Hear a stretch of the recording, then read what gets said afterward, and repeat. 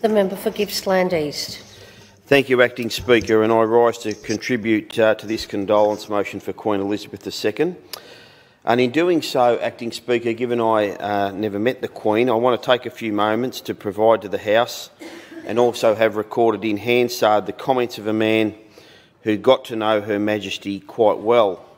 Air Commodore Alan Pappen, CVO AM, who lives in Bairnsdale, flew the Queen and the royal family through numerous royal tours from 1954 through to 1981. She personally invested him as a commander of the Royal Victorian Order for Distinguished Service to the royal family on board the aircraft on his last flight with her. What an amazing experience that would have been for Alan. He said he often shared the cockpit with Prince Philip, the Duke of Edinburgh, in the 30-odd flights he flew the Queen over that 27-year period. And the standard little joke that they had there was that he was keeping the Prince out of mischief during those flight periods.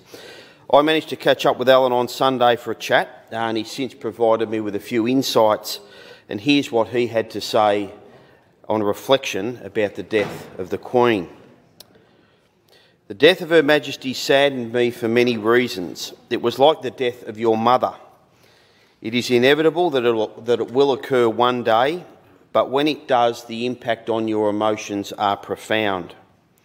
First seeing her in person in 1954 when she visited our school, she embodied all the nationalistic reasons that were inculcated in us when we raised the flag and sang the national anthem each day before school. She was a focal point of hope and inspiration during my active service overseas in the 1960s.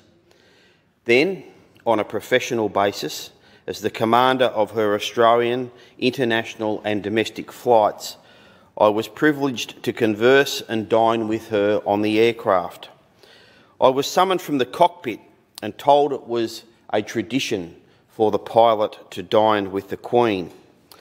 There was just the four of us at that dinner: Her Majesty, the Duke, her personal secretary and myself. She was warm, gracious and commanded reverence.